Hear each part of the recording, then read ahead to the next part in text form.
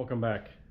We are going to start on the front part of this hydro steer kit, the ram, rack, all that stuff here. So stick with me and we will get into it here real shortly. All right, we'll start by getting into the instructions here. It says basically start by removing your EPS steering and the column assembly, which mine are already gone. Obviously you got your DPS and your column that would be sitting up in here. You're going to have two nuts on the front side of this. Once you take this top panel off, you have two bolts that come down through the top here, and you have three nuts over here. Once those are removed, the actual column will slide out the steering wheel, that front shaft, everything, even the DPS will be can be hooked to it. And take it all out, put it on the bench, and get it separated out. Your rack would be mounted here. Your factory rack, you would have to take off the pinch bolt with your two 13mm wrench and a socket. Get the pinch bolt out of there, get that removed so you can take that out. And obviously also the racks can have to be removed. You also need to enlarge your holes here to 1/2 inch. On the other side, you will cut the factory mount off and weld on the supplied little plate. It's about the same size as the front. What you do is just cut it off flush with the square tube on there, clamp it on in place, line it up with the ears on the backs, on the top and bottom of that square tube there, plug weld the center of it. That's got a little spot for you to plug weld it, and then finish weld around it. And it looks like the instructions are wanting us to start with the column stuff first. So we'll get set up over here on the table and we'll get all the column installed. Mine may be a little different than yours because I have a servo rather than an orbital, but the installation is going to be somewhat similar, I believe. All right, and this is what it's going to look like when it gets out of the car. You have your steering wheel here, you got that one shaft in here, DPS is removed, which is bolted down here at the bottom. So this is all you really need to leave in there. Our steering's all, or tilt steering's all hooked up still. I mean, it all comes out in one unit. There's the two nuts, I just left them on there. Bolts go in there. The three nuts I was explaining are over here on the chassis. So I have a servo rather than just an orbital. So how this goes is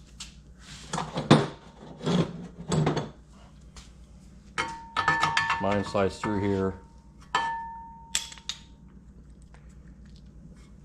through like that, and then it will bolt through the chassis. So we'll get that started there first, but also you've got a supplied piece if you've got the rack. This piece here runs onto here, so your top will actually have the correct splines to mount to the factory shaft. Now, this nut is really just a set nut. The screw is actually inside here. So once you get it on here and lined up, you want to actually run that screw in with an Allen and get it tight. I usually do it a couple times. I'll use it, pull it out, loosen it up, tighten it up again. That way it leaves a little mark, kind of somewhere for it to remember. And I'll lock this 13mm down later. But you'll want to install this on here first, just because it's easier to do it that way while it's loose. You'll see, I'll show you here, there is like a little spline, double spline there. Also there's one on the shaft too, so I'm 180 off. I want to turn this thing. Get that pointing down.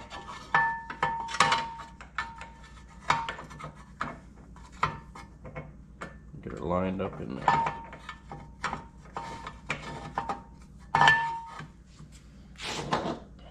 Then I'll just loosely install the pinch bolt for now. We'll go back through and tighten everything off camera once it's on the car.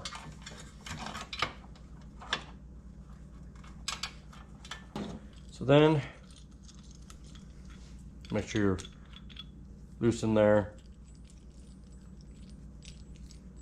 And these bolts will come in the little supplied baggie. There is a oriented way for this to go on there. And I found the easiest way to explain it is your Allen head there is going to be to the outside there. So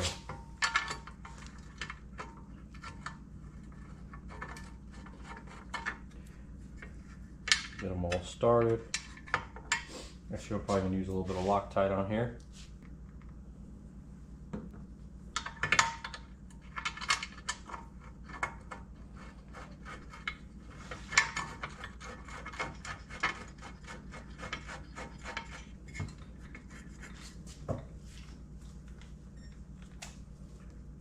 And these are 13 millimeter. With a deep well, you can reach all of them.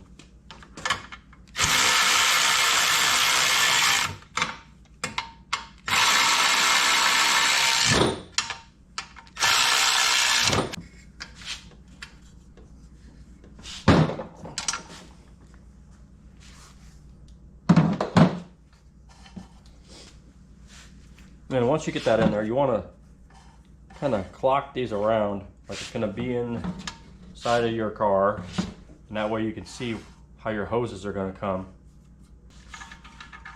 We'll tighten this later. That is a 6 millimeter, I want to say, or 8 millimeter, I'm sorry, 8 millimeter Allen. I'll fully tighten that later. We may make adjustments to that later on once it gets in the car.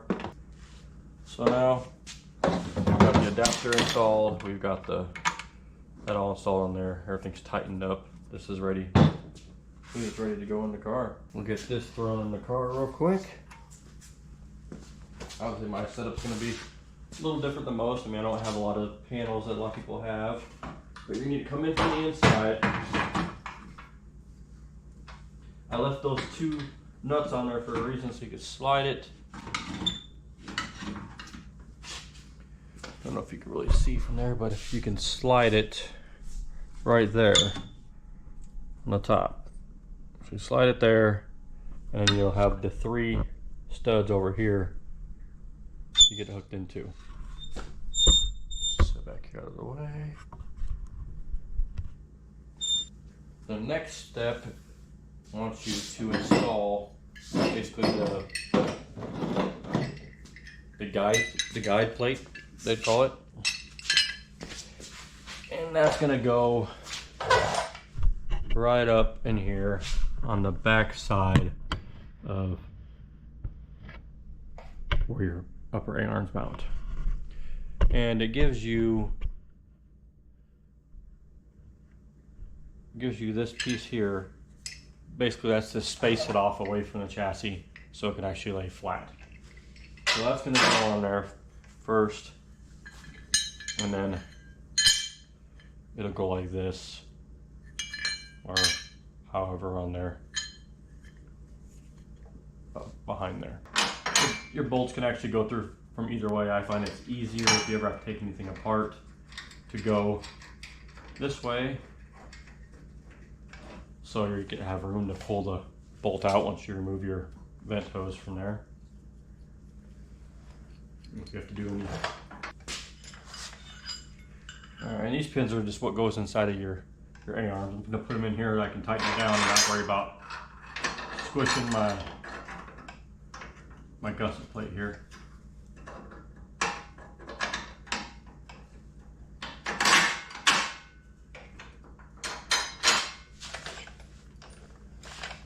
Otherwise, if I want to go to tighten it down, it would just squeeze this part together. Alright. We're not fully torqued down, but we are tight. Install the driver's side ram mount, which is this where I said you need to enlarge the holes there.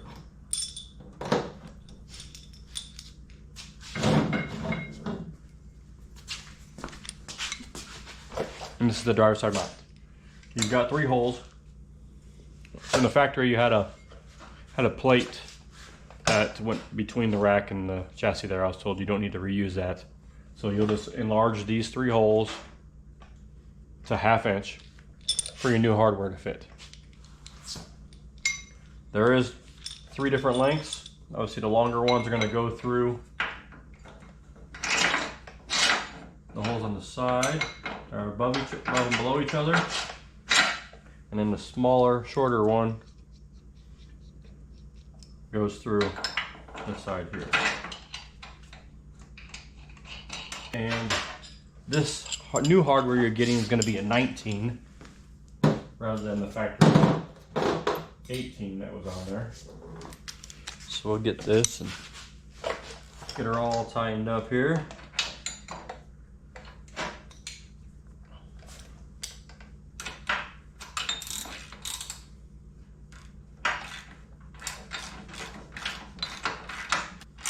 Like I said, I will be going back through here and putting A-arms in, so I will come back and probably put some Loctite on these bolts. They do have lock nuts on them, so I really don't need it, but for the racing I do on the rough tracks, I'll probably put some Loctite on there just to be safe.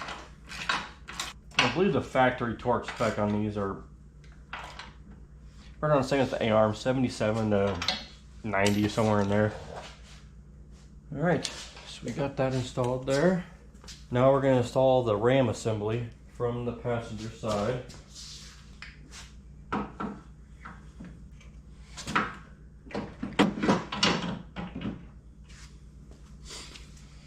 These bolts here, I found the best fitting socket that I have is 1 1/8 inch. Once you get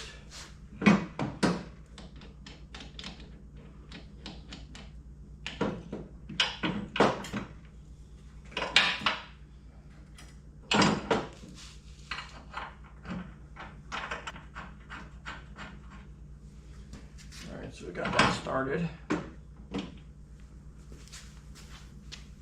guess like I mentioned earlier, there is the passenger side mount that needed to be welded on. You'll plug weld it here, cut the old one off. So before you can actually put this ram in, you'll have to have that done. This plate comes with the kit. I mean, it's quite beefier than what the stock stuff was, and you probably would just end up ripping the ears right off of this if you didn't get that plate to put on there with it. So I'm going to go ahead and put this side mount on. These are just the 2 smaller bolts that come with the kit. You won't need to enlarge anything on this side. These holes are already 1/2 inch, obviously, because you're putting the other plate on.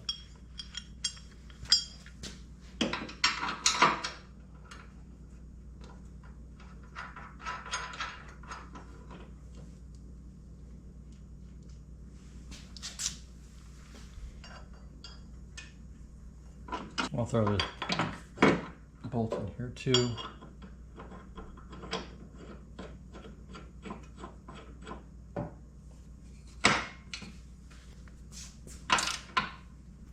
Alright.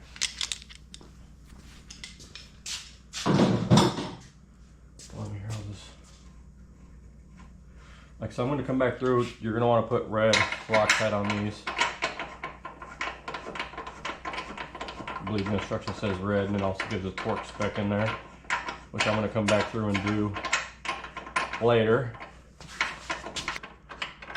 So this is for my rack.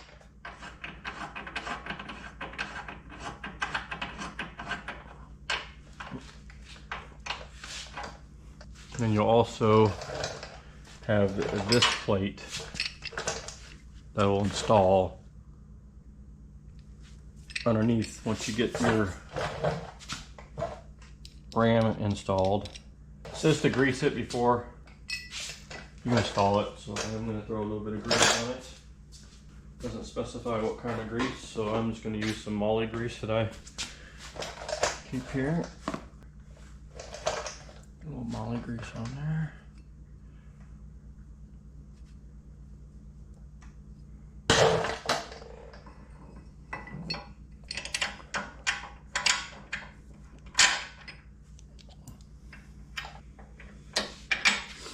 These two are 14s, I believe. All right. So there's that. This guide plate's installed, and you can see down in here that that's where it sits at in there. That piece was already on the ram. That's going to get rid of any type of up and down slop. The factory racks are notorious for having. So there's that. Hose are going to hook up there, of course. Tie rods go on there.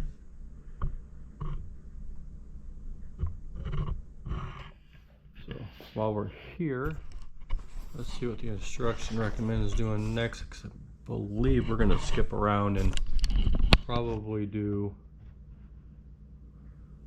my rack next. Basically, on the rack here,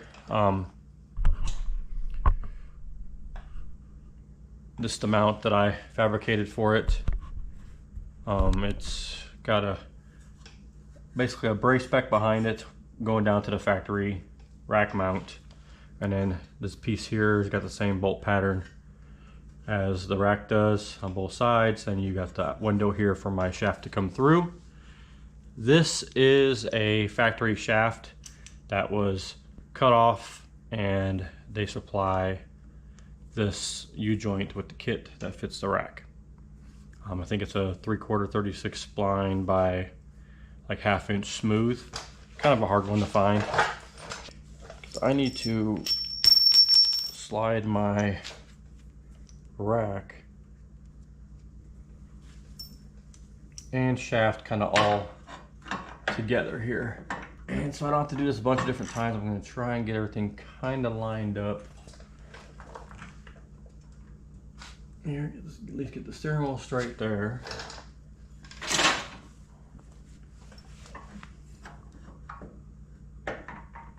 And again, there is a double spline on this side of the shaft too, just like on your factory one. You need to get lined up.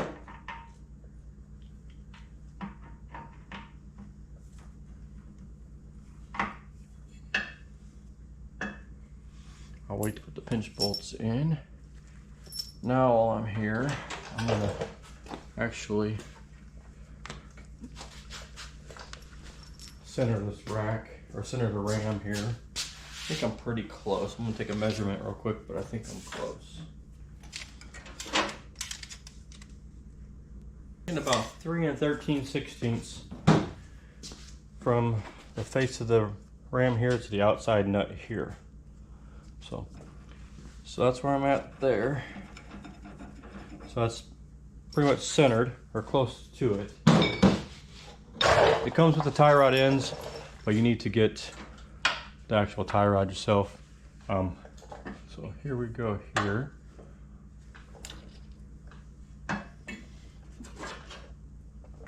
And this is the steering rack. So this is gonna mount in here. My tie rod will mount to it, and that'll basically give me a left to right stop, and also a center for this. So bolt over here, for lack of room I come from this way, and then the long bolt on the driver on this side I go through that way. So once you get everything kind of started and ran down and tightened up and all that good stuff, just snug everything up. You may need to loosen some things, move some things around, retighten and so forth, just to make sure clearances have enough clearance.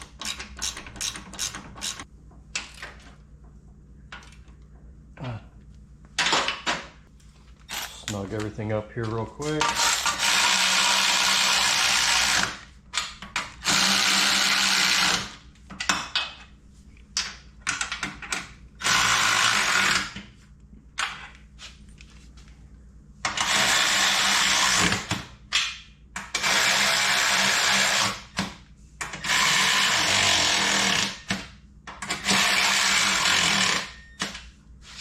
There's a snug. That way I can check, make sure there's no find it, everything turns smooth.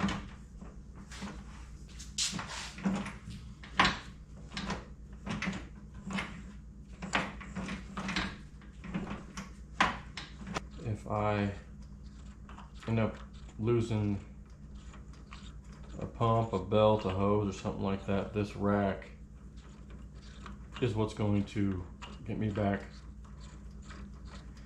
to the pits or finish the race or whatnot.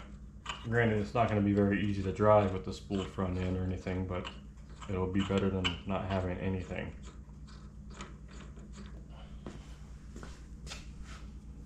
And granted, I know I need to get longer bolts for this, and I need to make a spacer.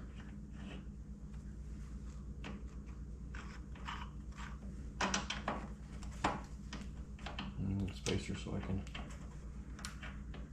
longer bolt and spacer so I can tighten that down there. But this kind of goes to just to what it's for. Just moving that ram.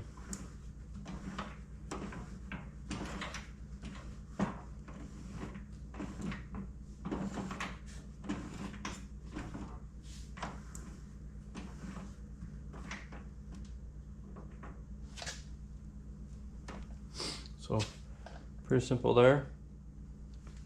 Don't know how well you're able to see all that, but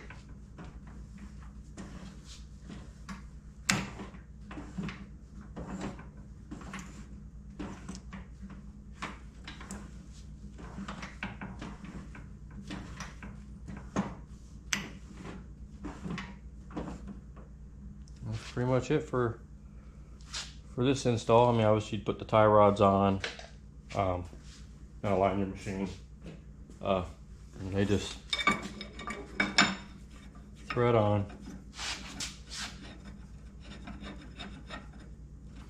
I believe both sides are right hand thread on the inside, and then not like all your other racks, they're left hand thread on the outside. So you can actually do alignments the correct way. So actually do alignment the correct way. Again, it's left hand thread on one side, right hand on the other, where the factory rack are both right hands. And that's pretty much how all that stuff's installed on here. Do me a favor, like, subscribe to the channel. That way I can continue putting out more videos if I see you guys actually watching them. If there's anything you want me to go over more in depth or go over at all on the X3, let me know. I can make a video of it. Our next video on this one's going to be probably just, you know, putting the hoses on, mounting the reservoir, which on my car is going to be a lot different than most, just because it, you know, it doesn't have a whole lot of factory stuff left on it. But yeah, so like, subscribe, leave any comments or any questions or anything you want to see down below in the comment section, and I will get it made up for you. Thanks for watching.